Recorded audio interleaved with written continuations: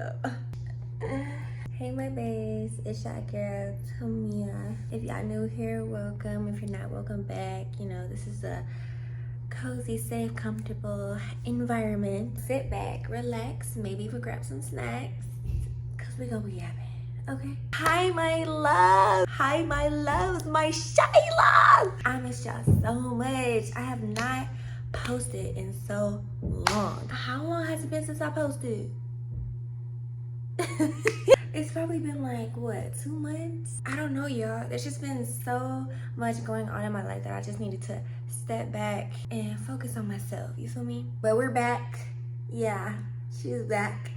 And I have another juicy topic for you guys. So today we're gonna be talking about people you should look out for in finding friends, because I feel like as you grow older, it's not going to be as easy making friends as it was during high school. I'm not saying it's easy to make friends, but I'm saying like you have more of an advantage of making friends in high school than you do in college, especially when you become an adult. When you become an adult, you won't have that many friends because you know, you would actually have to go outside and make some, because you know, you're not having to go to one place every single day where everybody goes to where you're going. So you're not gonna be making friends like that because nobody really goes outside anymore.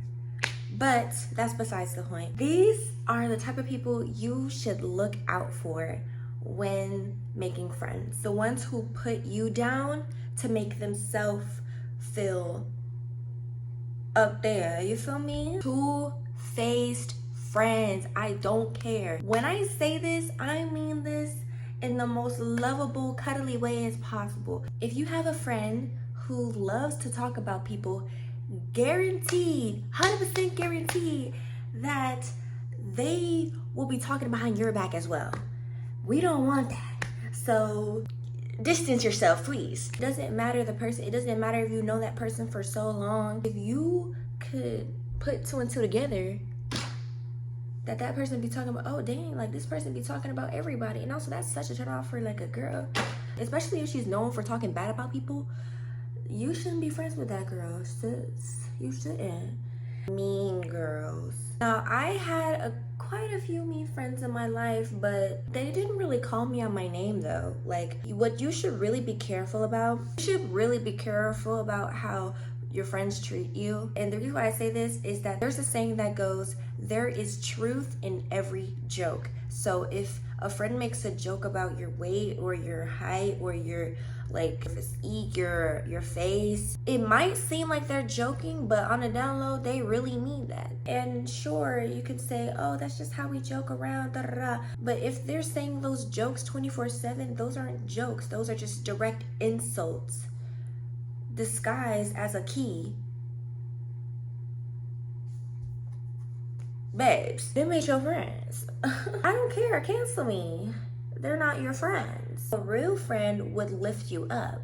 That's why I never understood the term glazing. You're just lifting another up, you know, as one should. I never understood how being mean and being rude has become so normalized in this generation. Like, they use the term joke to justify for them being rude. Like, what?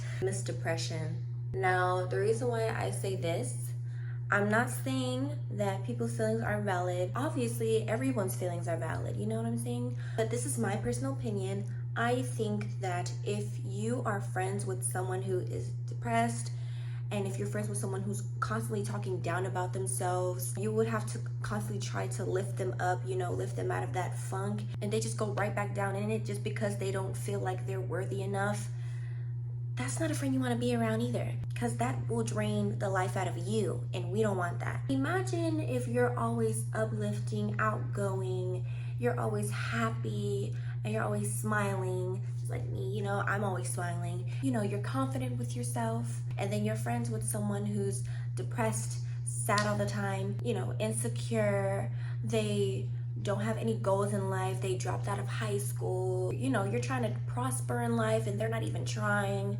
That's not a friend you want to be around. You need to be around people who you want to be like. If you're around Ms. Depression, how would that make you feel? It will too make you feel depressed, Because I heard another saying that was like, whoever you surround yourself with, you will become. If you surround yourself around ghetto people, you will eventually start to act ghetto. If you are around people who speak proper and who are smart and who study, you will also become a person who will be smart and who is you know what I'm saying? Like, cause and effects, you know?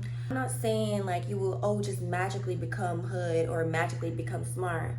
That takes time. But whoever you hang around with, I believe you would want to be like them as well, because you know they're your friends. But yeah, rest assured, if you hang around prosperous people who are always in high spirits, you will also remain in high spirits. If you hang out around people with low spirits and low vibrations, you will also become the low vibration. You know what I'm saying? Like, I don't know if this is making sense, but take it from me. I've been around plenty of depressed people in my life and it made me depressed. So now I'm in high vibrations because I surround myself with people who want something for themselves, who talk to the Lord, you know, who study, who, you know, wants to make something of themselves. You know, surround yourself with people who want to make something of themselves. I know I'm yapping, but this is a yapathon, so I can do what I want. Energy vampires. I feel like energy vampires are the worst thing ever. I think this ties back into like depression, but it's worse because it's almost like every time you talk to this person, they always have something negative to say. It doesn't even have to be about people, it's just like in general. They always have something negative to say. Again, this ties right back to depression. If you're around an energy vampire, I feel like you would be on the lowest of vibrations, I swear to you. But you have to protect your energy. And how you do that is you fill your cup. You know, you fill your cup of happiness. Now, I heard this from the Wizard Liz. The next time you take a shower, think of your body as all the negative energy, the impurities, and think of the water, that's the cleanser right away, washing off all of that negative energy, and that is where you will feel so good afterwards. Whenever I used to watch the Wizard Liz, I don't know, I was kind of depressed. I'm not even gonna lie, y'all. And she kind of helped me get out of that funk. So I would like to say thank you to the Wizard Liz as well. But how you don't encounter an energy vampire again, just don't talk to one.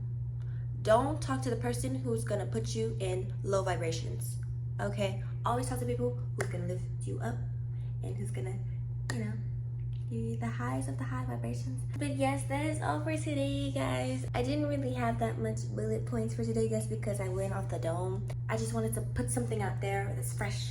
But yes, guys, if you enjoyed this video, make sure you like, comment, and subscribe. Comment down below what videos you want to see more from me. And if you want vlogs, I'm gonna start doing vlogs soon. But if you want vlogs, if you want a day in my life, just let me know. Make sure you turn on that post notification bell so you get notified every time I drop a new video. I love you, God bless you all, and have a great rest of your day.